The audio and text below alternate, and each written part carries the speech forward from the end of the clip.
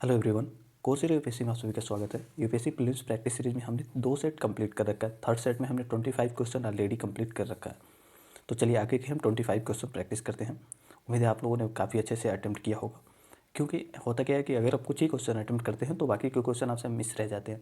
ये भी हो सकता है कि उनसे इनडायरेक्ट रूप में आपसे प्रीलिम्स से पूछ लिया जाए और आप उसको नहीं कर पाएँ। तो चलिए आज के हम अगले क्वेश्चन को देखते हैं। अगर आपको किसी तरह की कोई कमी लगती है तो आप रिकमेंड कर सकते हैं, मैं अगले टेस्ट में उसको इम्प्रूव कर दूँगा।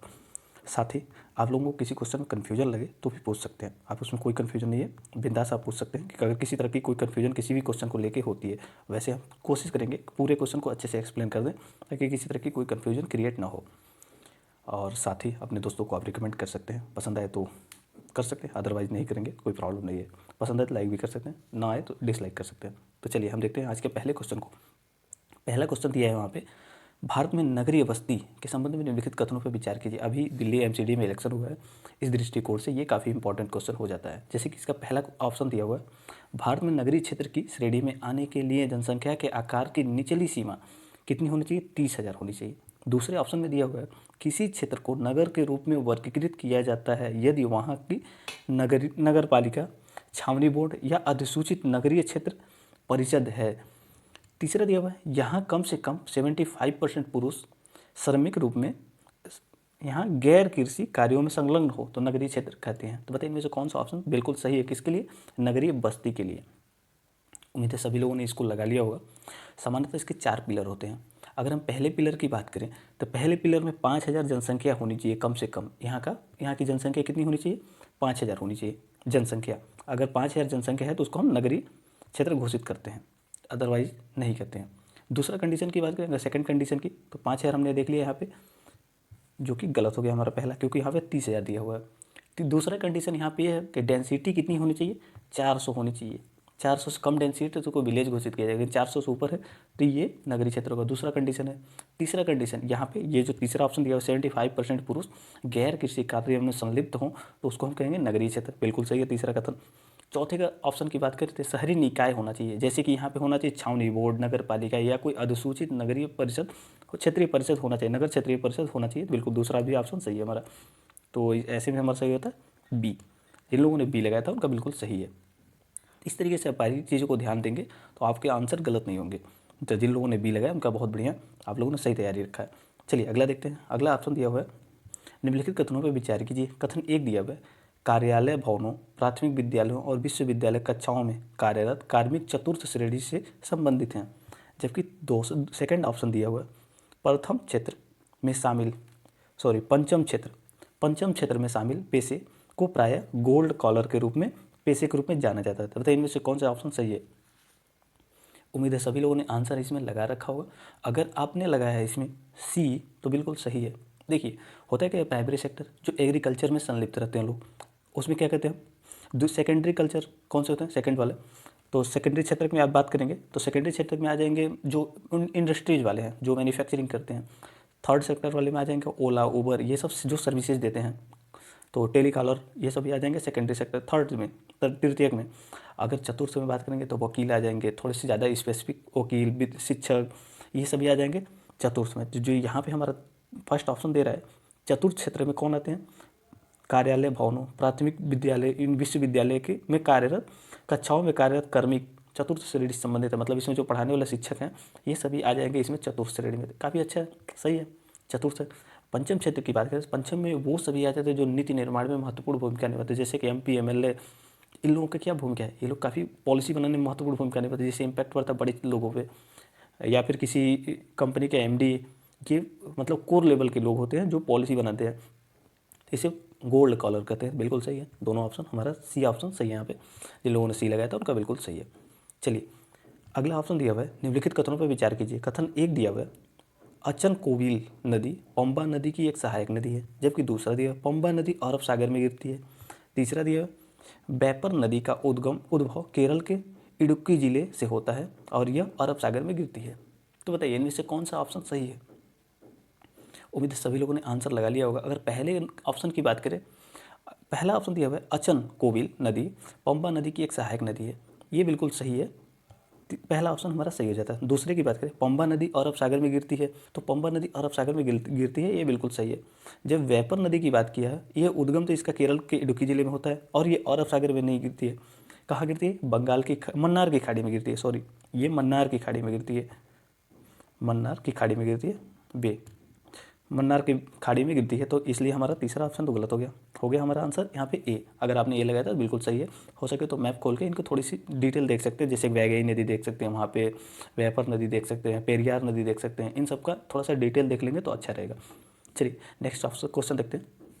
अगला क्वेश्चन दिया हुआ है यहाँ पे, सामाजिक वनिकी के संदर्भ में निम्नलिखित कथनों पर विचार कीजिए। सोशल फॉरेस्ट्री के बारे में पूछा गया आपसे। एक दिया हुआ है वनों का प्रबंधन, दो दिया है बंजर भूमि का वनीकरण, और तीन दिया हुआ है वनों की सुरक्षा। तो बताइए इनमें से कौन सा ऑप्शन सही है? किसके लिए? सोशल फॉरेस्ट्री के लिए। सोशल फॉरेस्ट्री देखिए इसलिए लाया गया था कि छोटे किसान जिनको सेवाएं नहीं मिल पाती थी फॉरेस्ट जैसी, उनको सेवाएं प्रदान हो जाए, साथ ही साथ जो बंजर भूमि है उसको ग्रीन में कन्वर्ट कर दे, कार्बन सिंक के रूप में काम करें। इन सभी उद्देश्यों को देखते हुए इसको लाया गया था सोशल फॉरेस्ट्री के। अगर देखें वनों का प्रबंधन तो बिल्कुल सही है, वनों का प्रबंधन इसमें शामिल है। बंजर भूमि का वनीकरण ये भी सही है। वनों की सुरक्षा ये भी सही है। हमारा डी आंसर इसमें सही हो जाता है क्योंकि सभी कथन इसमें सही है। अब देखेंगे सामाजिक वनिकी एक्ट कब लाया गया था, ये आपसे पूछ लिया तो क्या बताएंगे आप? जब सामाजिक वनिकी एक्ट की बात करेंगे तो ये एक्ट लाया गया था 2006 में। ये बातें आप याद रखिएगा। सामाजिक वनिकी एक्ट कब लाया गया था? 2006 में। इसका उद्देश्य है कि हमारा सोशल फॉरेस्ट्री मतलब वनों का प्रतिशत बढ़ाया जाए। जैसे कि हमने टारगेट रखा है कि 33% कम से कम हमारे टोटल लैंड के फॉरेस्ट होने चाहिए। अभी तक हम तो अचीव नहीं कर पाए हैं, लेकिन इस दिशा में लगातार प्रयत्न हो रहा है। जैसे कि आंध्र प्रदेश काफ़ी शानदार काम कर रहा है, ये कुछ साउथ के राज्य हैं बहुत बढ़िया काम कर रहे हैं। आप हरियाणा में भी देखे होंगे, हरियाणा में जब मानसून आने वाला था उसके पहले वहाँ पे ड्रोन से क्या किया जाता, सीड्स गिराए जा रहे थे अरावली रीजन में। फिर बिहार ने भी काफ़ी ज़्यादा वृक्षारोपण करवाया था, प्यार का पौधा नाम से परियोजनाएं चलाई जा रही हैं। फिर देखें उत्तराखंड में भी बहुत सारी परियोजनाएं चलाई, जैसे दहेज जब लड़की की शादी होती है पौधा देना उसको, ऐसी परियोजनाएं बहुत सारे राज्य चला रहे हैं। तो क्यों? इसके ये 33% जो है टारगेट मीट करने के लिए। तो ऐसे में हमारा हो गया ऑप्शन डी सही है। चलिए अगला क्वेश्चन दिया हुआ यहाँ पे, मल्चिंग एक महत्वपूर्ण कृषि गतिविधि है, निम्नलिखित में से कौन इसकी सर्वोत्तम व्याख्या करता है? मल्चिंग के संबंध में आपसे पूछा गया। मल्चिंग मतलब ये हो गया कि जैसे खाली लैंड है इसको ढक देना किसी और, मतलब जैसे कि हो गया पुआल से या फिर जो भी फसलें हैं उनके अवशेष से इसको ढक देने का, उसको मल्चिंग कहते हैं। एक दिया हुआ यहाँ पे, मृदा के से नमी के वाष्पीकरण को कम करने की प्रक्रिया है मल्चिंग। दूसरा दिया हुआ है, परिरेखा के सहारे पत्थर घास मिट्टी लगाकर अवरोधक का निर्माण किया जाता है, जल संग्रहण के लिए अवरोध के समान गड्ढे बनाए जाते हैं। जबकि तीसरा दिया हुआ, हर दूसरी पंक्ति में भिन्न भिन्न फसलें उगाई जाती हैं और बारिश से मिट्टी को घुलने से बचाने के लिए इन्हें अलग अलग समय में बोया जाता है। और चार दिया हुआ यहाँ पे, उपरोक्त में से कोई नहीं। तो बताइए मल्चिंग के संबंध में सही ब्यूरोड कौन सा दिया हुआ है? जैसे हमने आपको बताया ये जो खाली लैंड है उसको क्या करते हैं हम, वाष्पीकरण से रोकने के लिए मृदा जो पौधे होते हैं उनके अवशेषों से ढक देते हैं। तो मृदा के नमी को वाष्पीकरण से बचाने के लिए बिल्कुल सही हमारा पहला ब्यूरोड एकदम बिल्कुल अच्छे से दिया है। उम्मीद है सभी लोगों के ऑप्शन समझ में आ गया होगा। चलिए नेक्स्ट देखते हैं। अगला क्वेश्चन पूछा गया आपसे, निम्नलिखित में से कौन से भू अवक्रमण के कारक हैं? भूमि अवक्रमण के मतलब यहाँ डिग्रेडेशन की बात हो रही है कि लैंड डिग्रेडेशन का कारक कौन कौन से हैं। आप लोगों ने पढ़ा होगा, थोड़ा सा भी जीएस अपने ध्यान से पढ़ा होगा, तो उसमें दिया था झूम खेती। झूम खेती में क्या होता है कि एक बार किसी जगह पर खेती कर लिए फिर उसको छोड़ करके चले जाते हैं, फिर कुछ समय बाद आते हैं जब वो फिर से हरा भरा हो जाता है फिर वहाँ पे खेती करते हैं और उसकी उर्वरता फिर से रिस्टोर हो जाती है फिर करते हैं। ऐसे में होता है कि जब बारिश होता है तो वो लैंडस्लाइड हो जाता है, उसकी मृदा ऊपरी मृदा सतही खत्म होने लगती है, डिग्रेडेट होने लगती है। दूसरा दिया अति चरण। तीसरा दिया हुआ अनुचित फसल चक्रीकरण, और चार दिया हुआ यहाँ पे कृषि रसायनों का अंधाधुंध प्रयोग, और पाँच दिया भूजल का निष्कासन। तो बताइए इनमें से कौन सा कथन कारक सही है किसके लिए? भूमि अवक्रमण लैंड डिग्रेडेशन के संबंध में। उम्मीद है सभी लोगों ने आंसर लगा लिया होगा, जिन लोगों ने डी लगाया था उनका बिल्कुल सही है। अगर हमने झूम के बारे में बता दिया, अतिचारण जब अत्यधिक चराई करते हैं लोग किसी लैंड का तो वहाँ पे भी ये चीज़ें देखने के लिए मिलती है। क्यों ऐसे देखने में, जो घासें होती हैं वो कहीं ना कहीं मृदा को पकड़ के रखती हैं, जब अत्यधिक चराई होता है तो वो खत्म हो जाती हैं, और जब खत्म हो जाती है तो बारिश होता है तो उनका ऊपरी लेयर धीरे धीरे नष्ट होने लगता है। तो दूसरा ऑप्शन भी सही है। अनुचित फसल चक्रण, जैसे लंबे समय तक एक ही फसल आप उगाएंगे तो मृदा की उर्वरता कम हो जाएगी, तो इसकी वजह से भी हमें लैंड डिग्रेडेशन देखने के लिए मिलता है। कृषि रसायनों का उपयोग करने से भी ये देखने के लिए मिलता है। भूजल का अत्यधिक दोहन कर लेंगे तो उसकी नमी खत्म हो जाएगी मृदा की, फिर भी ये लैंड डिग्रेडेट हो जाएगा। ऐसे में हमारा डी आंसर करेक्ट हो जाता है। उम्मीद है सभी लोगों ने डी लगाया होगा, जिन लोगों ने डी लगाया था उनका बिल्कुल करेक्ट है आंसर। चलिए अगला क्वेश्चन दिया हुआ यहाँ पे, तटीय और शुष्क समतल क्षेत्रों के संबंध में निम्नलिखित में से कौन सी मृदा संरक्षण की सर्वाधिक उपयुक्त विधि है? किस तटीय क्षेत्रों के संबंध में पूछा गया है और शुष्क समतल क्षेत्रों के लिए निम्नलिखित में से कौन सी मृदा संरक्षण विधि सबसे उपयुक्त है, ये पूछा गया है। जैसे कि एक दिया हुआ है समोच्च अवरोधक, बी दिया हुआ परिरक्षक पट्टी, और यहाँ पे सी दिया हुआ है सीढ़ीदार खेती, और डी दिया हुआ समोच्च खेती। तो बताइए इनमें से कौन सा ऑप्शन सही है? यहाँ पे समोच्च अवरोध दिया हुआ है, समोच्च खेती दिया हुआ है, दोनों में डिफरेंसेस है। तो बताइए इनमें से कौन सा ऑप्शन सही है? उम्मीद है सभी लोगों ने आंसर लगा लिया होगा। अगर देखिए समतल लैंड की बात करें या तटीय क्षेत्र में, शुष्क और समतल लैंड है जहाँ पे, वहाँ या फिर तटीय रीजन में आप वहाँ वृक्षारोपण कर करके, मतलब वृक्षों का मेढ़ों पे वृक्ष लगा देंगे तो इसकी वजह से मृदा को पकड़ के जकड़ के रखे रहेंगे और मृदा क्षरण नहीं होगा। तो मृदा संरक्षण की एक विधि है बी, परिरक्षण पट्टी लगा देने से होकर के पहले हो तो ये हवाओं से अवरोधक के रूप में काम करके, क्योंकि शुष्क भूमि के यहाँ ऑप्शन किया गया था, तो शुष्क भूमि को हवाओं को रोकेगा और इसकी वजह से मृदा का क्षरण नहीं होगा। वहाँ पे रेतीले जो टीले होते हैं वो भी उड़ के नहीं वहाँ पर आएंगे, क्योंकि वो जब जाते हैं, मान लीजिए यहाँ के बड़ा सा रेतीला टीला है और ये उर्वरक रीजन है, ये सारे रेतीले टीले आके यहाँ गिर जाएंगे, एक ही बार पड़ जाएंगे। इसकी वजह से यह भी डेजर्ट में कन्वर्ट हो जाता है। फिर अगले ऐसे ही चलते रहते, विस्तार होता रहता है डेजर्ट का। इसको रोकने के लिए क्या करेंगे आप, यहाँ पे अगर पेड़ लगा देंगे तो ये हवाएं इसके आगे नहीं क्रॉस करेंगी, यहीं पे रुक जाएंगी। तो हमें समझ में आ गया यहाँ पे कि परिरक्षी पट्टी काफ़ी महत्वपूर्ण भूमिका निभाता है डेजर्ट रीजन में या शुष्क समतल भूमि क्षेत्रों में। तटीय क्षेत्रों में भी ये काफ़ी महत्वपूर्ण भूमिका निभाता है। जैसे कि मैंग्रोव फॉरेस्ट क्या करता है, उसके आगे लवड़ी जल को आगे क्रॉस नहीं करने देता, साथ ही साथ तटों के कटाव को भी रोकता है। तो हमारा बी ऑप्शन करेक्ट हो जाता है। उम्मीद है सभी लोगों ने इसको लगा लिया होगा। चलिए अगला ऑप्शन दिया हुआ है, निम्नलिखित कथनों में से कौन सी जलधारा ठंडी जलधारा कनाडा क्षेत्र में बैफिन खाड़ी के तट से दक्षिण की ओर, दक्षिण दिशा में, एक मिनट, दक्षिण दिशा में अटलांटिक महासागर के ग्रैंड बैंक की ओर भारी मात्रा में बर्फ लिए हुए बहती हैं, ये आपको बताना है। जैसे कि ए दिया हुआ है ब्राज़ील धारा, बी दिया हुआ है लैब्राडोर धारा, सी दिया हुआ है हम्बोल्ट धारा, और डी दिया है गिनी की धारा। तो बताइए इनमें से कौन सा ऑप्शन सही है? उम्मीद है सभी लोगों ने इसको लगा लिया होगा। और इसमें जिन लोगों ने लगाया लैब्राडोर, बिल्कुल सही है, लैब्राडोर यहाँ पे करेक्ट ऑप्शन है। अगर ब्राज़ील की बात करें तो ये ब्राज़ील की तरफ चलती है, हम्बोल्ट यहाँ पे गिनी, तो हमारा सबसे ऑप्शन अच्छा है लैब्राडोर, क्योंकि ये देखेंगे आप लैब्राडोर ग्रीनलैंड और कनाडा के मध्य से होते हुए आती है और यहाँ पे अमेरिका के पूर्वी तट पे अगर के कौन सी धारा है, फ्लोरिडा के तट से निकलती हैं गर्म धाराएं, उनसे टकरा करके यहाँ पे मतलब फॉग क्रिएट करता है। तो हमारा ये ऑप्शन सही है, क्योंकि मत्स्य पालन के रीजन है, काफ़ी ज़्यादा यहाँ मत्स्य भी उत्पादन होता है, क्योंकि अनुकूल परिस्थितियाँ यहाँ क्रिएट हो जाती हैं। लेकिन इसके नुकसान ये हैं कि यहाँ पे जो फॉग क्रिएट होता है इसकी वजह से शिप आपस में एक दूसरे में टकरा जाती है या फिर किसी बड़े पथरीले रीजन से टकरा जाती है, जिसकी वजह से काफ़ी नुकसान भी होता है, जो ट्रेड के लिए अवरोधक भी काम करता है। चलिए अगला देखते हैं। अगला क्वेश्चन पूछा गया आपसे, निम्नलिखित में से कौन से कथन अपवाद अवसाद मृदा के विषय में सही है? यहाँ अवसादी मृदा के संबंध में पूछा गया आपसे। कथन एक दिया भाई, ये पृथ्वी की वर्तमान भू सतह के सबसे बड़े भाग पर विस्तृत है, जबकि दो दिया हुआ है ये जीवाश्म युक्त होते हैं, तीन दिया हुआ सेंधा नमक अवसादी चट्टान के उदाहरण है। तो बताइए इनमें से कौन से ऑप्शन सही है अवसादी चट्टानों के संबंध में? उम्मीद है सभी लोगों ने आंसर लगा लिया होगा। अगर यहाँ पे दिया होता पहले ऑप्शन में सतह, भू सतह नहीं दिया होता, टोटल लैंड दिया होता, मतलब यहाँ पे भू सतह दे दिया जिस पे हम लोग रहते हैं लिथोस्फीयर, तो ये अगर यहाँ भू सतह दे दिया तो सबसे ज़्यादा सही है। क्योंकि आप देखेंगे जो हमारे यहाँ खुद अपने इंडिया में देखेंगे तो क्या है, जलोढ़ मृदा से बना हुआ एक बड़ा क्षेत्र, जैसे कि गंगा ब्रह्मपुत्र के जलोढ़ रीजन, तो ये बिल्कुल सही हो जाता पहला। लेकिन अगर यहाँ पर ये कह देता कि जो पूरे पृथ्वी का जो मतलब है स्थलमंडल है, ये किससे बना हुआ है, अवसादी से नहीं बना हुआ है। अगर पूरे स्थलमंडल की बात करेंगे आप तो ये आग्नेय से बना है, रूपांतरित से बना है। 95% जो भी स्थलमंडल है ये सभी कंटिनेंट महाद्वीप की बात कर दिया जाए तो महाद्वीप की बात की तो 95% जो आग्नेय या रूपांतरित चट्टानों से बना हुआ है। लेकिन यहाँ पे स्थल भू सतह की बात किया गया तो ये भू सतह जो भी समतल भू सतह है ना, उसमें से ज़्यादातर किससे बना हुआ है, जो पृथ्वी के नदियों के द्वारा अवसाद जमा किया जाता है तो उनसे बना हुआ है। तो बिल्कुल सही है, यहाँ पे अवसादी चट्टानों से ही निर्मित हैं ये। दूसरे की बात करें, ये जीवाश्म युक्त होते हैं, बिल्कुल सही है, क्योंकि अवसादों में जीवाश्म पाए जाते हैं, जैसे कि वृक्षों के अवशेष, कार्बनिक पदार्थ या फिर किसी जीव के मर जाने के बाद उसमें अवशेष, ये बिल्कुल सही है, यहाँ पे जीवाश्म युक्त होते हैं। सेंधा नमक भी क्या है, ये अवसादी चट्टान के उदाहरण। तो हमारा सही आंसर यहाँ इसमें हो जाएगा डी। अगर आपने डी लगाया था तो बिल्कुल सही है। चलिए अगला हम देखते हैं। अगला क्वेश्चन पूछा गया है आपसे, रुद्रोष्म दर और वायुमंडलीय ह्रास दर के संदर्भ में निम्नलिखित कथनों पर विचार कीजिए।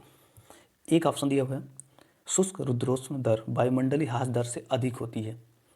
जबकि दूसरा दिया हुआ है संतृप्त रुद्रोष्म दर हमेशा वायुमंडलीय ह्रास दर से कम होती है।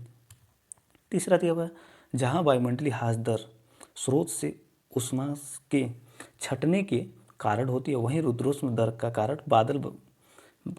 बदलता वायुमंडलीय दबाव है। तो बताइए इनमें से कौन सा ऑप्शन बिल्कुल सही है। अगर हम यहाँ देखेंगे शुष्क रुद्रोष्म दर वायुमंडलीय ह्रास दर से अधिक होता है, तो कैसे अधिक होता है? देखिए, जब आप क्या करेंगे, ऊंचाई बढ़ता है तो क्या होता है, तापमान में गिरावट आती है। तो शुष्क रुद्रोष्म दर वायुमंडलीय ह्रास दर से अधिक होता है। तो अगर मान लीजिए कि ऊंचाई बढ़ने को, जैसे इसमें क्या होता है, इस कंडीशन शुष्क रुद्रोष्म दर में और वायुमंडलीय ह्रास दर में ये तो फिक्स होता है, वायुमंडलीय ह्रास दर कि आप ऊंचाई बढ़ेगा तो तापमान में गिरावट आती है।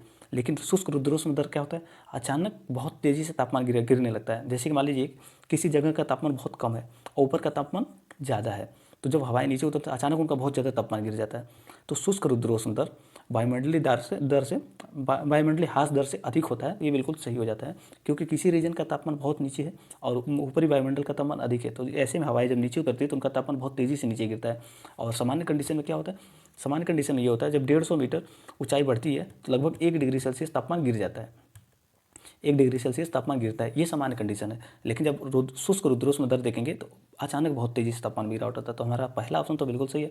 उम्मीद है आपको पहला ऑप्शन समझ में आ गया। दूसरा देखते हैं, संतृप्त रुद्रोष्म दर हमेशा वायुमंडलीय ह्रास दर से कम होता है। तो बताइए ये क्या सही है? ये बिल्कुल सही है।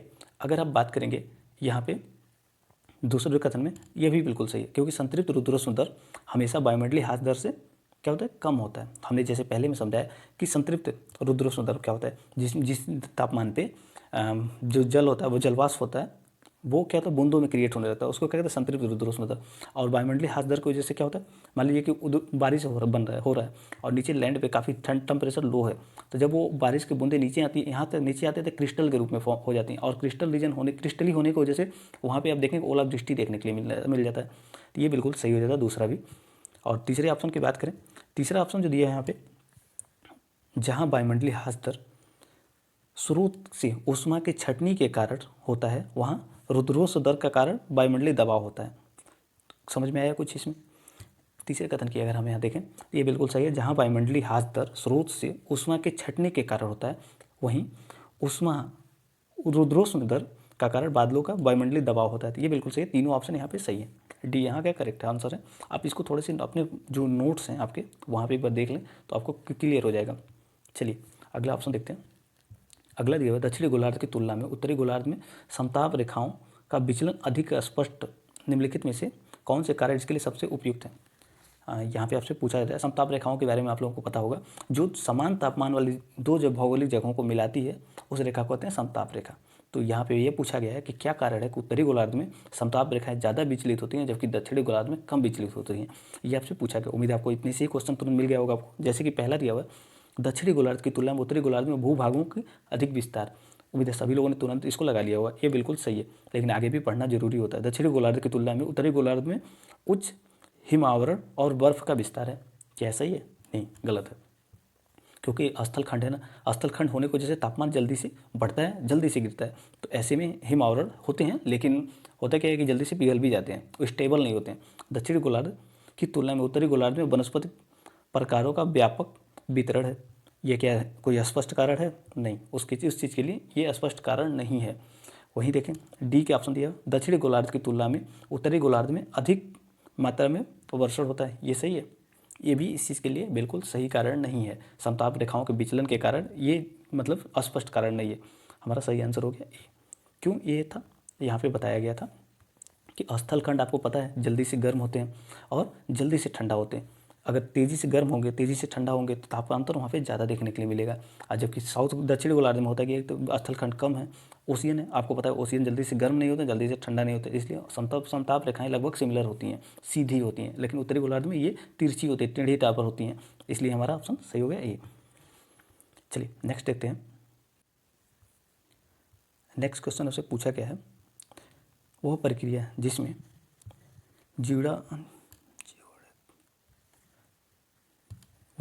जिसमें जीवाणिक और एवं कवकीय किण्वन एंजाइम्स अपरदकों को सरल अकार्बनिक तत्वों में तोड़ते हैं कहलाती है। क्या कहलाती है? जैसे कि कोई बैक्टीरिया या फिर जो कवकी चीज़ें होती हैं, कवकी कीड़ों, ये किण्वन के माध्यम से जो सरल आप जो अपवर्तक हैं कार्बनिक पदार्थ हैं, इनको सरल में तोड़ती हैं। उस प्रक्रिया को क्या कहते हैं, ये आपसे पूछा गया। तो इसको कहते हैं मेटाबॉलिक, अपचय कहते हैं। कोई तो सभी लोगों ने इसको लगा लिया, अपचय, अपचय कहते हैं। क्यों क्या करते हैं, कार्बनिक पदार्थों को तोड़ते हैं ये, इस प्रक्रिया को क्या कहते हैं, अपचय, मेटाबॉलिज्म। अगर विखंडन की बात किया जाए तो विखंडन क्या होता है, बड़े कण को, इतने बड़े कण को, अगर इतना बड़ा कण है तो इसको छोटे कण में तोड़ेंगे, इसको विखंडन कहते हैं। विखंडन किसके द्वारा होता है, आप अर्थवर्म, केंचुए को नाम सुने होंगे, ये क्या कहते हैं, विखंडन करते हैं।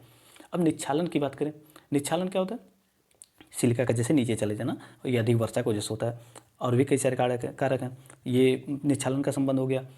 और चलिए इतना ही देखते हैं। चलिए अगला है, अगला पूछा गया पृथ्वी पर सबसे ठंडे स्थान ध्रुव से के निकट स्थित है, निम्नलिखित में से कौन से इस कथन का सबसे उपयुक्त कारण बताते हैं। पूछा गया आपसे पृथ्वी पर सबसे ठंडे स्थान ध्रुवों के निकट स्थित है, निम्नलिखित में से कौन सा इस कथन का सबसे उपयुक्त कारण है। कथन एक दिया हुआ है, क दिया हुआ है, अर्थात ए दिया हुआ, ध्रुवों के निम्न कोणीय सूर्यताप प्राप्त करते हैं क्योंकि सूर्य तब क्षितिज के ऊपर सूर्य के कोण पर निर्भर करता है। दूसरा दिया हुआ यहाँ पे, भूमध्य ध्रुव भूमध्य रेखा की तुलना में सूर्य से अत्यधिक दूरी पर स्थित है। क्या दूरी पर अत्यधिक स्थित है, यह कारण सबसे ज़्यादा सूटेबल नहीं है, इसलिए हमारा दूसरा तो गलत है। दूरी होने से कोई फैक्टर नहीं पड़ता था, सूर्य का अगर प्रकाश अत्यधिक पड़ता है वहाँ पे तो क्या होगा, यहाँ पे हिम आवरण नहीं देखने के लिए मिलेंगे। अगर अधिक पड़ेगा तो हिम आवरण नहीं देखने के लिए मिलेंगे, कम पड़ता है इसीलिए तो हिम आवरण देखने के लिए मिलते हैं। तो हमारा दूसरा तो गलत हो गया। तीसरे ऑप्शन की बात करें, यहाँ पे जो दिया हुआ है, ध्रुवों पर बर्फ की चिकनी सतह होती है और भूमध्य रेखा की तुलना में उच्च धौलता, यहाँ पे मुझे लगता है एडियोबेटिक वो होना चाहिए, एडियोबेटिक कंडीशन। एडियोबेटिक कंडीशन है जो किरणों को रिफ्लेक्ट करता है, तो ये चीज़ होना चाहिए, अत्यधिक रिफ्लेक्शन होता है यहाँ पे, तो ये भी गलत है। ये कोई बहुत बड़ा फैक्टर नहीं है क्योंकि डेजर्ट भी, रेगिस्तान भी तो करते हैं, लेकिन वहाँ तापमान अधिक रहता है, वहाँ पे बर्फ़ नहीं देखने की कंडीशन मिलता है, तो ये करते हैं, लेकिन ये रीज़न नहीं है, ये इसके परिणाम है। चलिए डी दिया हुआ, भूमध्य रेखा की तुलना में ध्रुवों पर क्षोभ मंडल कम सघन होता है। बताइए, भूमध्य रेखा की तुलना में ध्रुवों पर क्षोभ मंडल कम सघन होता है, क्या ये कारण है, ये भी परिणाम है, क्योंकि वहाँ पे ध्रुवों पे होता है क्या, यहाँ पे देखेंगे भूमध्य रेखा पे, पहली बात तो इसका विस्तार क्षोभ मंडल का ज़्यादा ऊंचाई तक मिलता है और वहाँ पे कम ऊंचाई तक मिलता है, तो सबसे ज़्यादा सघन बड़ा कहाँ पे, यहीं पे तो है भूमध्य रेखा पे, तो ये चीज़ सही है, वहाँ पे कम सघन ज़्यादा मिलता है, लेकिन ये रीज़न नहीं है कि इसकी वजह से वहाँ पे बर्फ़ मिलता है। तो सबसे अच्छा रीज़न हमारा ए है। ए में दिया हुआ है क्या, निम्न कोणीय सूर्यताप प्राप्त करते हैं क्योंकि सूर्य क्षितिज से ऊपर सूर्य के कोण पर निर्भर करता है, मतलब सूर्य की किरणें यहाँ पे तिरछी पड़ती हैं और यहाँ से रिफ्लेक्ट कर जाती हैं, जिसकी वजह से यहाँ निम्न तापमान बना रहता है। तो हमारा सही आंसर हो गया ए। जिन लोगों ने ए लगाया था उनका बिल्कुल करेक्ट है। चलिए नेक्स्ट देखते हैं, नेक्स्ट क्वेश्चन पूछा गया आपसे, मध्य अक्षांशीय पछुआ पवनों के संदर्भ में निम्नलिखित कथनों पर विचार कीजिए। मध्य अक्षांशीय पवनों, पछुआ पवनों के बारे में पूछा गया आपसे, तो बताना इनमें से कौन सा ऑप्शन सही है।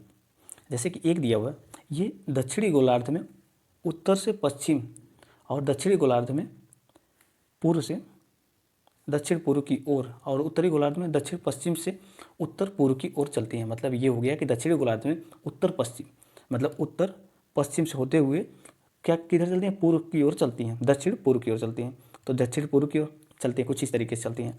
इसके कहने का मतलब ये होगा पहले कथन। और दूसरे के उत्तरी गोलार्ध में, यहाँ तो उत्तरी गोलार्ध में कहते हैं दक्षिण पश्चिम से उत्तर पूर्व की ओर, दक्षिण पश्चिम से ऐसे होगा, दक्षिण पश्चिम से उत्तर पूर्व की ओर, उत्तर पूर्व की ओर, तो उत्तर पूर्व ऐसे होगा, इस तरीके से चलती हैं। इसके कहने का मतलब ये पछुआ पवन है। तो बताइए इनमें से कौन सा ऑप्शन सही है। अब दूसरा ऑप्शन दिया हुआ है, दक्षिणी गोलार्ध की तुलना में उत्तरी गोलार्ध में इनकी गति अधिक तेज होती है। तो उम्मीद है सभी लोगों ने आंसर लगा लिया होगा। अगर हम यहाँ पे दोनों कथन की बात करें तो इसमें हमारा पहला कथन तो बिल्कुल सही है। पहले कथन जो विवरण दिए हुए हैं ये बिल्कुल सही है। होता क्या है कि दक्षिणी गोलार्ध में यहाँ पे उत्तर से पश्चिम से दक्षिण पूर्व की ओर, तो ये बिल्कुल सही, ऐसी हवाएं चलती हैं इसी रीजन में, उत्तर से पश्चिम और दक्षिण से पूर्व की होती हैं। और उत्तरी गोलार्ध में क्या होता है, दक्षिण से, आप दक्षिण पश्चिम से उत्तर पूर्व की ओर देखेंगे तो कुछ इस तरीके से पछुआ हवाएं चलती हैं, सर्कुलेट करती हैं, किसकी वजह से बताइए। और दूसरा ऑप्शन जो दिया है यहाँ पे, दक्षिणी गोलार्ध की तुलना में उत्तरी गोलार्ध में इनकी गति अधिक तेज होती है। नहीं, उत्तरी गोलार्ध में इनकी गति तेज नहीं होती। दक्षिणी गोलार्ध में आपने सुना होगा 50-60 और 40-50-60 इस कुछ ऐसे एक ध्रुव है जहाँ पे, ध्रुव नहीं, इसको क्या कहते हैं, अक्षांश, कुछ ऐसे अक्षांश हैं जहाँ पे हवाएं काफ़ी तेज़ चलती है, चिकता चालीसा और साठा कुछ करके ऐसे बोलते हैं उनको, थोड़ा सा एक बार देख लीजिए, एग्जैक्ट मुझे रिकॉल नहीं हो पा रहा है, लेकिन वो इक्वेटर ध्रुव पता है मुझे, ध्रुव कहते हैं, बार बार ध्रुव याद रहा, उसको अक्षांश बोलते हैं। यहाँ पे 40 डिग्री अक्षांश पे, 50 डिग्री अक्षांश पे और 60 डिग्री अक्षांश पे वो हवाएं काफ़ी तेज़ी से चलती हैं और पूरे साल भर चलती हैं। तो इसलिए जो यहाँ पे दूसरा ऑप्शन दिया हुआ ये बिल्कुल गलत है। चलिए नेक्स्ट ऑप्शन देखते हैं। नेक्स्ट पूछा गया है, निम्नलिखित को उनकी धवलता अर्थात अल्बिडो के अवरोही क्रम में व्यवस्थित कीजिए। देखिए वहाँ पे जो था एल्बिडो ही था, एग्जैक्ट नाम नहीं याद आता, लेकिन एल्बिडो कहते हैं उसको। तो एल्बिडो के दर के हिसाब से आपको अरेंज करना है। यहाँ पे कुछ ऑप्शन दिए हुए हैं कि किसका एल्बिडो दर कितना है, इसके अकॉर्डिंग आपको अरेंज करना है। उम्मीद है सभी लोगों को इसके बारे में थोड़ा सा आइडिया होगा। जैसे कि दिया हुआ है एक शंकुधारी वन, जबकि दूसरा दिया हुआ है समुद्री बर्फ, 3 दिया हुआ है ताजे बर्फ और 4 दिया हुआ काली मिट्टी। तो इनमें से किसकी सबसे ज़्यादा एल्बिडो दर होती है? उम्मीद है सभी लोगों ने आंसर लगा लिया होगा। अगर आप इसमें लगा सोच रहे हैं कि ताजे बर्फ, तो बिल्कुल सही है, ताजे बर्फ की सबसे ज़्यादा एल्बिडो दर होती है। हमारे ये पहले स्थान पे आएगा। पहले की बात करें तो ये तो केवल एक ही जगह है, हमारा डी आंसर सही हो गया। इसके बाद किसका आएगा?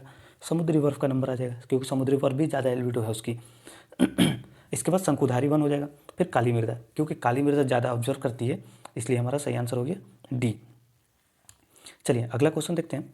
अगला दिया हुआ है, निम्नलिखित में से कौन से नदी अपर्दन स्थलाकृतियों का उदाहरण है? अब नदियों द्वारा अपर्दन के माध्यम से बनने वाली स्थलाकृतियों के बारे में पूछा गया है। जैसे कि एक दिया हुआ है घाटियाँ, 2 दिया हुआ रेत के टीले, 3 दिया हुआ है छिप्रिकाएँ और 4 दिया हुआ निलंबित या लटकती घाटियाँ, हैंगिंग वैली जिसको कहते हैं। तो बताइए इनमें से कौन से ऑप्शन सही हैं किसके द्वारा? नदी अपर्दन द्वारा बनने वाली स्थलाकृतियों के संबंध में।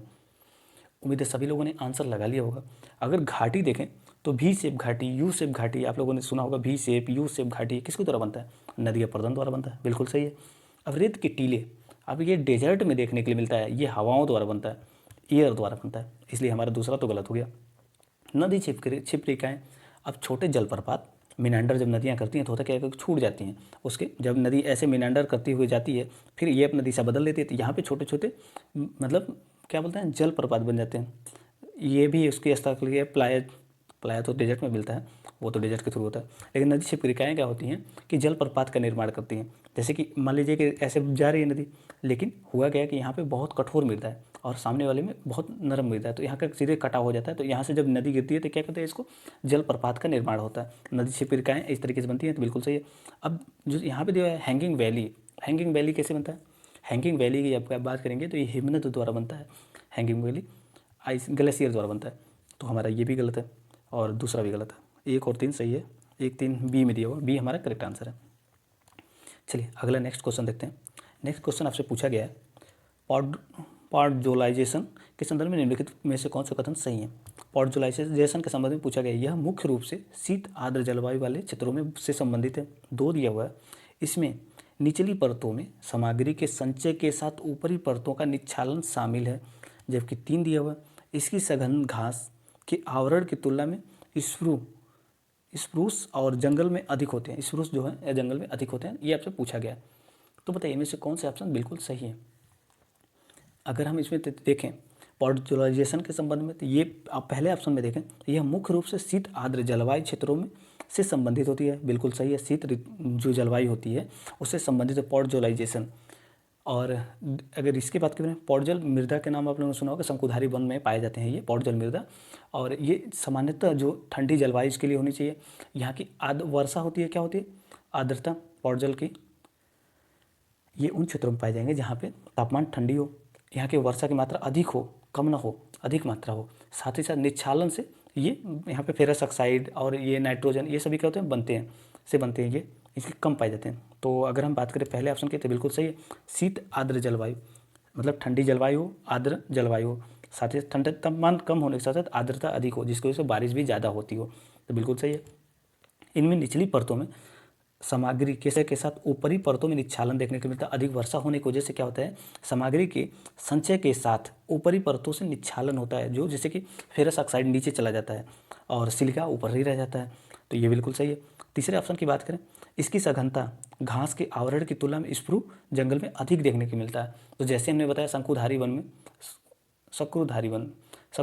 में ये देखने को मिलता है, तो बिल्कुल सही है। तो हमारा सही आंसर हो जाएगा ए, क्योंकि घास से अधिक देखने को मिलता है यहाँ पे स्प्रू जंगल से अधिक होता है। जंगल में इसकी सघनता घास के आवरण की तुलना में स्प्रू जंगल से में अधिक होती है, तो बिल्कुल सही है। स्प्रू फॉरेस्ट में घास के अगर देखेंगे घास के आवरण की तुलना में इसमें अधिक पाए जाते हैं, तो बिल्कुल सही है, हमारा ए आंसर सही हो जाता है। चलिए नेक्स्ट देखते हैं। यहाँ पे दिया हुआ है पवन और इसके विवरण, उसके डिटेल दिए हुए हैं। जैसे कि ब्रिक फिल्टर ये ऑस्ट्रेलिया में चलने वाली गर्म शुष्क उत्तरी पवन है, जबकि सिमून के बारे में दिया है। सिमून क्या है? उत्तरी सागर में चलने वाली गर्म पवन है। बोरा के बारे में दिया है बाल्कन पहाड़ी से चलने वाली ठंडी और शुष्क पवन है। तो बताइए इनमें से कौन से ऑप्शन बिल्कुल सही है? उम्मीद है सभी लोगों ने आंसर लगा लिए होंगे। अगर ब्रिक फिल्टर की बात करें तो ब्रिक फिल्टर कहाँ चलता है? ऑस्ट्रेलिया में चलने वाली गर्म शुष्क उत्तरी पवन है, बिल्कुल सही है ब्रिक फिल्टर।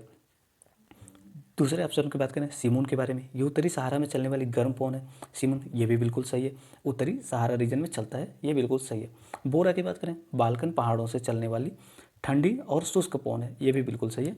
बी ए हमारा ऑप्शन करेक्ट हो जाता है।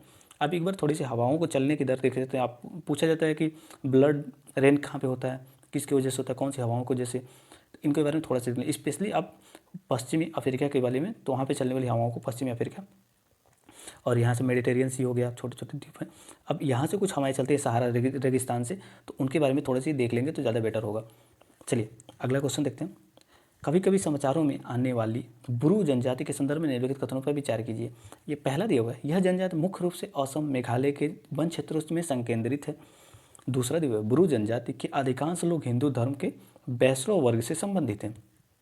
तीसरा दिया हुआ है इन्हें एक पृथक स्वायत्त जिला परिषद दी गई है। तो बताइए इनमें से कौन से ऑप्शन बिल्कुल सही हैं? अब हम अगर बात करें पहले ऑप्शन की, तो पहला ऑप्शन सही है। यहाँ पे दिया हुआ है यह जनजाति मुख्य रूप से असम और मेघालय में पाई जाती है, जो कि गलत है। कहाँ पाई जाती हैं? ये मिजोरम में पाई जाती हैं। मिजोरम, इसके साथ साथ त्रिपुरा में पाई जाती हैं। त्रिपुरा में पाई जाती है, तो हमारा पहला ऑप्शन तो गलत हो गया जो दिया था यहाँ पे। कभी कोई ब्रू जनजाति देखी जाती है समाचारों में, तो किससे संबंधित है? मिजोरम से त्रिपुरा से संबंधित है। दूसरे ऑप्शन की बात करें ब्रू जनजाति के अधिकांश लोग हिंदू धर्म के वैष्णव वर्ग से संबंध रखते हैं, बिल्कुल सही है। ब्रू ट्राइब के लोग ज़्यादातर वैष्णव संप्रदाय को, वैष्णववाद को मानते हैं, तो ये बिल्कुल सही है। अगर तीसरे ऑप्शन की बात करें इन्हें एक पृथक स्वायत्त जिला परिषद दी गई है, क्या दी गई है? ये अभी मांग कर रहे हैं, दी नहीं गई है, इसलिए हमारा ये गलत हो जाता है। सही आंसर हो गया हमारा बी। जिन लोगों ने बी लगाया था उनका बिल्कुल सही है। चलिए अगला हम देखते हैं। कार्बन चक्र की वे कौन सी प्रक्रिया है जिनके द्वारा कार्बन डाइऑक्साइड वातावरण में वापस चला जाता है? तो एक दिया हुआ दहन और शोषण, बी दिया हुआ विघटन और पोषण, सी दिया प्रकाश संश्लेषण और पाचन, और डी दिया हुआ प्रकाश संश्लेषण और शोषण। तो बताइए इनमें से कौन सी ऐसी प्रक्रिया है जिसके वजह से कार्बन जो है वो फिर से वापस एटमॉस्फेयर में चला जाता है? तो आप देखेंगे जब आप फॉसिल फ्यूल का दहन करते हैं, जलाते हैं, जब गाड़ियों को चलाते हैं, तो फिर से कार्बन रिलीज होता है। शोषण के माध्यम से भी हम कार्बन को एटमॉस्फेयर में छोड़ते हैं। हमारा पहला ऑप्शन तो सही है। विघटन और पोषण, जो पौधे होते हैं प्रकाश संश्लेषण करते हैं, क्या इसकी वजह से कार्बन डाइऑक्साइड रिलीज करते हैं? नहीं करते हैं। ये कार्बन डाइऑक्साइड को यूज करते हैं और ऑक्सीजन को छोड़ते हैं। तो हमारा सबसे बढ़िया विवरण हो गया ए। जिन लोगों ने लगाया था उनका बिल्कुल सही है। दहन और शोषण के माध्यम से क्या होता है, वापस कार्बन डाइऑक्साइड एटमॉस्फेयर में चला जाता है। कार्बन चक्र में महत्वपूर्ण भूमिका निभाते हैं। चलिए नेक्स्ट क्वेश्चन देखते हैं। नेक्स्ट क्वेश्चन पूछा गया आपसे जेम्स वेब स्पेस टेलीस्कोप के संदर्भ में निम्नलिखित कथनों पर विचार कीजिए। कथन एक दिया हुआ यह नासा का सबसे शक्तिशाली इंटरफ्रेड टेलीस्कोप है। इंफ्रारेड टेलीस्कोप है, इंटरफ्रेड ने इंफ्रारेड टेलीस्कोप है। दूसरा दिया हुआ इस टेलीस्कोप में 6.5 मीटर प्राइमरी मिरर लगा हुआ है। जबकि तीसरा ऑप्शन दिया हुआ है नासा और यूरोपीय अंतरिक्ष एजेंसी मतलब ESA और साथ ही कनाडाई अंतरिक्ष एजेंसी CSA के बीच एक अंतर्राष्ट्रीय सहयोग है। बताइए इनमें से कौन सा ऑप्शन बिल्कुल सही है? आप देखेंगे ये ऑप्शन हमारा डी यहाँ पे करेक्ट हो जाता है। क्यों डी सही हो जाता है? क्योंकि जेम्स वेब टेलीस्कोप की बात करें तो यह नासा का सबसे शक्तिशाली इंफ्रारेड टेलीस्कोप है, बिल्कुल सही है। इसका कार्य क्या है? सौर मंडल का अध्ययन करने के लिए लगाया गया है। साथ ही दूसरे ऑप्शन की बात करें टेलीस्कोप के जो प्राइमरी मिरर है 6.5 मीटर का है, बिल्कुल सही है ये भी। तीसरे ऑप्शन की बात करें कि नासा का है और ESA का है, यूरोपियन स्पेस एजेंसी, साथ ही CSA मतलब कनाडा स्पेस एजेंसी, ये तीनों का मध्य क्या है? आपसी समन्वय से ये बनाया जाता है, आपसी सहयोग से बनाया जा रहा है, अंतर्राष्ट्रीय सहयोग से ये निर्मित हुआ था, इसलिए हमारा डी यहाँ पे सही हो जाता है। चलिए नेक्स्ट क्वेश्चन देखते हैं। नेक्स्ट क्वेश्चन आपसे पूछा गया है निम्नलिखित कथनों पर विचार किया। कोरोना वायरस के बारे में स्पेशली पूछा गया। कोरोना वायरस में आनुवांशिक सामग्री के रूप में आरएनए होता है, जबकि दूसरा दिया हुआ है मनुष्य के शरीर में केवल डीएनए होता है। तीसरा दिया हुआ है डीएनए की संरचना में आरएनए की तुलना में अधिक स्थिरता होती है। और चौथा दिया हुआ है यहाँ पे आरएनए में डीएनए की तुलना में इसके घनत्व के रूप में ऑक्सीजन होता है। इसके घटक तत्व में ऑक्सीजन होता है, अधिक ऑक्सीजन होता है। बताइए इनमें से कौन सा ऑप्शन सही है। पहले अगर ऑप्शन की बात करें इसमें पहला ऑप्शन दिया कोरोना वायरस में आनुवांशिक सामग्री आरएनए होती है, बिल्कुल सही है, आरएनए होती है कोरोना वायरस में। लेकिन दूसरे ऑप्शन में देखें तो कह रहा है केवल डीएनए होता है, बिल्कुल गलत है, आरएनए भी होता है, आरएनए भी देखने के लिए मिलता है, तो हमारा ये गलत हो गया दूसरा। तीसरे की बात करें, तीसरा क्या है डीएनए की संरचना में आरएनए की तुलना में अधिक स्थिरता होती है, क्या ये सही है बताइए। अगर आप इसमें देखेंगे तो हमारा सही हो जाएगा यहाँ पे ये डीएनए की संरचना में आरएनए की तुलना में अधिक स्थिरता होती है, मतलब आरएनए जो होता है कम स्टेबल होता है डीएनए की तुलना में, तो ये बिल्कुल सही है तीसरा कथन। चौथे कथन की बात करें आरएनए में डीएनए की तुलना में घनत्व के रूप में अधिक ऑक्सीजन होता है, ये क्या है सही है, यहाँ पे बिल्कुल करेक्ट है ये। अब आगे भी देख लेते हैं, ये बिल्कुल सही है क्योंकि डीएनए में होता है क्या है कि प्रोटीन मिलता है, तो ये बिल्कुल सही है, ऑक्सीजन ज़्यादा आरएनए में मिलता है। अब पाँचवें ऑप्शन का देख लेते हैं, इसमें कई सारे ऑप्शन 5 ऑप्शन दिए हुए थे। पाँचवा दिया हुआ दोहरे पेचदार और तुलनात्मक रूप से स्थिर संरचना के कारण डीएनए में उत्परिवर्तन से नहीं गुजरता है। बताइए डीएनए में क्या उत्परिवर्तन नहीं होता है। आप लोगों ने यूवी का नाम सुना होगा, इसके इफेक्ट में आने पे क्या होता है डीएनए में उत्परिवर्तन हो जाता है, तो हमारा ये गलत है। कह रहा है कि दोहरे पेचदार मतलब दोहरे मतलब डुअल हेक्सल का नाम हो गया, तुलनात्मक रूप से स्थिर संरचना प्रदान करता है, बिल्कुल गलत है, तो हमारा सही आंसर हो गया ए। उम्मीद है आप लोगों को सभी लोगों को समझ में आ गया होगा। इसमें ए क्यों है, क्योंकि यहाँ पे आपने पहला तो देख लिया था, पहला बिल्कुल सही था क्योंकि ये जो आनुवांशिक है कोरोना वायरस का जो आनुवांशिक सामग्री है वो आरएनए की है। दूसरा ऑप्शन जो दिया था केवल डीएनए होता है, बिल्कुल गलत है, आरएनए भी होता है, हमारा ये तो गया था। तीसरा देखें डीएनए की तुलना में डीएनए की संरचना में आरएनए की तुलना में अधिक स्थिर होता है, बिल्कुल सही है, स्टेबल ज़्यादा होता है डीएनए, आरएनए कम स्टेबल होता है, इसीलिए उसको हम मतलब किसी के जेनेटिक ब्यूरर को लेने के लिए डीएनए का उपयोग करते हैं क्योंकि आरएनए हमेशा चेंज हो जाता है। और चौथे की बात करें यहाँ पे आरएनए में डीएनए की तुलना में इसके घटक तत्व के रूप में ऑक्सीजन अधिक होता है, बिल्कुल सही है, आरएनए में जो होता है घटक तत्व के रूप में ऑक्सीजन अधिक होता है जबकि डीएनए में प्रोटीन ज़्यादा होता है। पाँचवां ऑप्शन तो गलत था, हमने बता दिया कि उत्परिवर्तन होता है, इसमें कह रहा है उत्परिवर्तन से नहीं गुजरता है, ऐसा थोड़ी एक स्टेबल रहता है, तो हमारा सही आंसर ये हो गया। उम्मीद है आपको ये क्वेश्चन बिल्कुल समझ में आ गया होगा। चलिए नेक्स्ट पूछा होगा नगदग पेल जी खोरलो नगदग पेल जी खोरलो हाल ही में चर्चा में रहा, यह इससे संबंधित संदर्भ में किससे संदर्भित है, ये नागजी पेल जी खोलो, ये चर्चा में रहा होगा तो इसलिए न्यूज़ में था। जैसे कि इसके बारे में दिया है भूटान का सर्वोच्च नागरिक पुरस्कार है और मोदी जी को दिया गया है, इसीलिए नागदक पेल जी खोरलो। ये हो सकता है कि यूपी पीसीएस या अन्य पीसीएस एग्जाम में पूछ लिया जाए, यूपीएससी पूछने के चांसेस ऐसे क्वेश्चन को कम रहता है क्योंकि ऐसे किसी को पुरस्कार दिए गए और पूछती नहीं है, वैसे ज़्यादा सामान्य देखा गया है। लेकिन फिर भी याद रखिएगा नागदक पेल जी खोरलो किससे संबंधित है, ये भूटान का सर्वोच्च नागरिक पुरस्कार है, पीएम को मिला है, हो सके तो आप शॉर्ट स्क्रीन ले सकते हैं, पीएम को इसको मिला हुआ है। चलिए अगला है भारत गौरव हाल ही में चर्चा में रहा, किसके द्वारा लॉन्च किया गया है ये आपको बताना है। भारत गौरव ये एक ट्रेन है और ये संस्कृत मंत्रालय द्वारा लॉन्च की गई है, बिल्कुल गलत है, संस्कृत मंत्रालय द्वारा लॉन्च नहीं की गई है। अगर आप संस्कृत मंत्रालय लगाएंगे तो बिल्कुल गलत है, ये पर्यटकों के लिए और मतलब जाने आने के लिए बिल्कुल ये ट्रेन लॉन्च की गई, भारतीय रेलवे ने इसको भारत गौरव लॉन्च किया गया, यात्री और माल एवं पर्यटक के लिए लॉन्च किया गया, तो हमारा सी आंसर यहाँ पे करेक्ट हो जाता है भारत गौरव। उम्मीद है सभी लोगों ने आंसर लगा लिया होगा, ये रेलवे मिनिस्ट्री का है, भारतीय रेल का। चलिए अगला देखते हैं, यहाँ पे सैन्य अभ्यास और देश के बारे में दिया गया है, जैसे कि मित्र शक्ति दिया हुआ श्रीलंका भारत और श्रीलंका, एक्वेरियन भारत और मालदीव, दोस्ती भारत श्रीलंका और मालदीव और शक्ति भारत और फ्रांस। तो पूछा गया कौन सा सम्मिलित नहीं है। उम्मीद है सभी लोगों ने आंसर लगा लिया होगा। अगर मित्र शक्ति की बात करें तो मित्र शक्ति किसके किसके बीच होता है, भारत और श्रीलंका के बीच। एक्वेरियन की बात करें तो भारत और मालदीव के बीच, दोस्ती भारत श्रीलंका और मालदीव के बीच, और शक्ति की बात कर ले तो भारत और फ्रांस के मध्य होता है। तो इनमें से कोई भी सम्मिलित नहीं है क्योंकि सही नहीं पूछा गया, सभी सही हैं। हमारा डी आंसर करेक्ट है, अगर आपने डी लगाया था तो बिल्कुल सही है। आप हो सकता हो कि कुछ और भी एक्सरसाइज के नाम बता सकते हैं जिससे कुछ और लोगों को, अन्य लोगों को बेनिफिट होगा, आपको भी बेनिफिट होगा अगर अन्य लोग उसको करते हैं तो। उम्मीद है आपको समझ में आएगा। चलिए सीरीज देखने के लिए धन्यवाद।